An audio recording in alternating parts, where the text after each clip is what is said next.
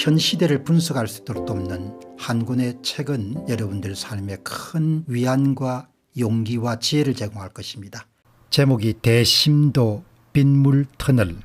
이렇게 이제 제목이 붙어 있으면은 대부분 이제 한자 교육을 받으신 분들은 대개 이제 무슨 뜻인지 그렇게 이해를 할 수 있지만 한문 교육을 못 받으신 분들은 이게 무슨 뜻인가 그렇게 아마 생각하시는 분들이 많으실 것 같습니다. 큰 대자에 기쁠 심자에 도로도자니까 깊이 있는 빗물이 관통하는 도로다 이렇게 볼 수 있겠는데 어쨌든 뭐 이번에 이제 물난리 같은 경우는 역사적으로 참 그 유래가 찾기가 쉽지가 않은 단위 시간당 쏟아지는 폭우 양이 굉장히 많았던 거 아닙니까? 그러니까 이제 기존의 하수 처리 시설이라든지 이런 부분들이 물을 다 흡수하지 못해 가지고 이제 그것이 이제 넘쳐나면서 결국은 강남역이라든지 강남에 온 그런 거리가 문제가 발생을 한 겁니다.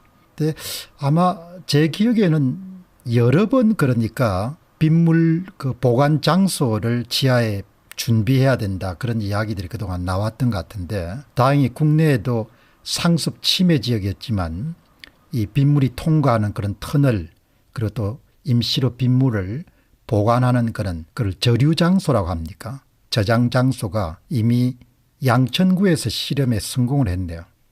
예, 목동에는 이 단위 시간당 폭우가 쏟아질 때 최대 한 22만 톤까지 빗물을 보관할 수 있는 그런 아주 시설이 한 1,300억 정도 투입해 가지고 준비가 돼 있었기 때문에 상습 침해 지역이었던 그런 신월동 같은 경우에는 지난 한 3년 정도 전혀 비 피해가 없었다고 합니다. 그러니까 이제 이 단위 시간당 엄청난 폭우가 쏟아지게 되면은 빗물 저류 시설, 우리말로는 일종의 저장 시설이죠.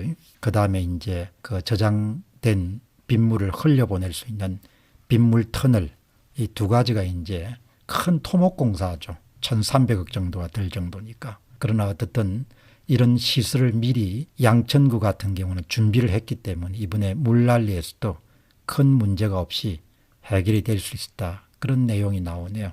빗물 펌프장 근처 목동 유수지에 있는 거대한 구멍을 가리키면서 축구장 3개 크기의 목동 유수지 바닥에 지름 7.5m의 구멍이 있었다. 깜깜한 구멍 아래 지하 40m 그러니까 아마 물이 들어가는 그런 입구가 한 3군데 정도가 있고 40m 밑에 아마 그런 저장시설이 아마 준비가 되어 있는 모양입니다.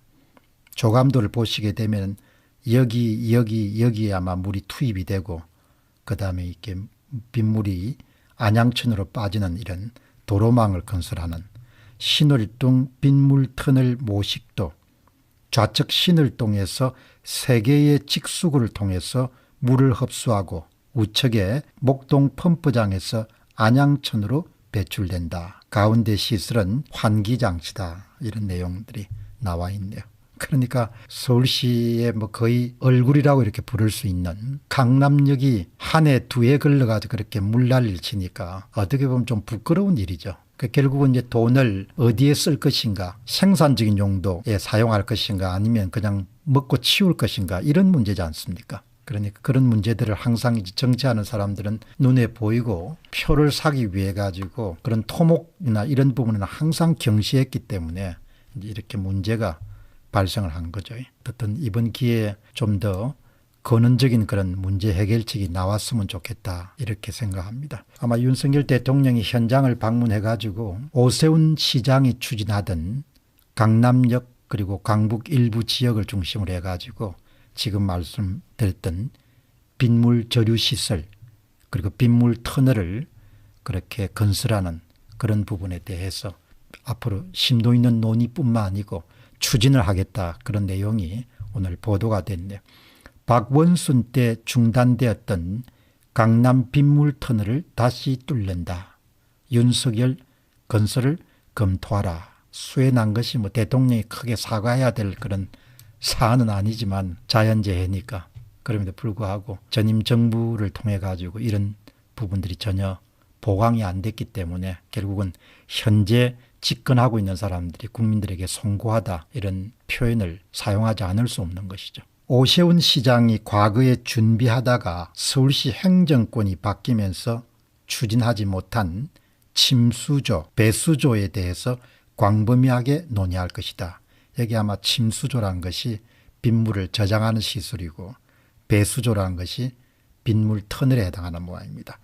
서울 내의 상습 침수 지역에 대한 구조적이고 근본적인 해결책이 될 지하 저류조 그리고 방수 터널, 빗물 터널 확충을 지시한 것이다. 돈을 참 잘 써야 되죠. 우리가 개인 생활에도 그렇지 않습니까? 번 돈을 가장 잘 사용해야 되는 것이고 또 젊은 날을 보낼 때는 자신이 갖고 있는 시간이나 열정이나 에너지를 생산적인 용도에 잘 사용해야 되지 않습니까? 경제학을 배우면 맨 첫 시간에 이제 익숙하게 듣는 것이 자원 배분의 효율성을 극대화한다. 그런 표현을 많이 사용하지 않습니까? 어떤 간에 한정된 자원이란 것이 모든 자원이 한정되어 있으니까 시간도 그렇고 돈도 그렇고 그다음에 관심도 그렇고 열정도 그렇고 그걸 잘 사용해야 되는 것이죠. 그냥 먹고 쓰고 보고 즐기는 것에 투자하는 것이 아니고 중장기적으로 그런 인프라를 확충하고 이런 부분에 잘 쓰게 되면은 그러면은 많은 사람들이 세월을 두고 세대를 이어가지고 그 덕을 보지 않습니까? 그런 부분들이 근래 우리 사회는 많이 이제 부족해졌던 점이 이번 수해 피해를 보면서 또 다시 떠오르거든요. 오세훈 시장은 2011년 7월에 광화문과 강남역 등 7곳에 17조 원을 들여서 빗물 터널을 짓겠다는 계획을 발표했다. 사실 대한민국의 토목이나 시공기술은 아주 기술력이 뛰어나지 않습니까? 시공 경험도 많고 지하 40m, 50m 깊이에 지름 10m 정도의 대형 배수관을 만들겠다는 것인데 이 대형 배수관은 빗물을 저장했다가 내보낼 수 있는 저장 기능, 저류 기능도 겸한다. 2011년 10월에 박원순 시장이 취임하며 계획이 대폭 수정됐다. 정치권에서는 오세훈 시장이 벌이려는 과도한 토목공사를 멈춰야 된다는 주장이 제기됐고 이것을 정치권이 받아들였기 때문이다. 여러분 사람은 가고 나면은 자신의 선택과 행동 그리고 말에 대해서 다 이렇게 기록으로 남지 않습니까? 그러니까 참 발걸음을 잘해야 되는 거죠. 여러분 잘해야 된다는 것이 뭐가 잘하는 것입니까? 공직에 있는 사람들은 잘하는 것이 복잡하거나 어렵지가 않습니다. 공직에 있는 사람이 잘한다는 것은 사심에 눈이 가려지지 않고 자신에게 권한과 책임을 맡긴 시민과 국민들 입장에서 옳은 일이 뭐고 가장 좋은 일이 뭔가 공적인 이익에 초점을 맞추게 되면은 그러면은 세월이 흐른 다음에도 참 그 양반이 잘했다 이렇게 볼 수 있지 않습니까? 지금 예를 들면 뭐 청계천이나 이런 것을 가보면서 항상 사람들은 자연스럽게 이명박 서울시장을 떠올리지 않습니까? 사람이 사심이 없어야 되는 거죠.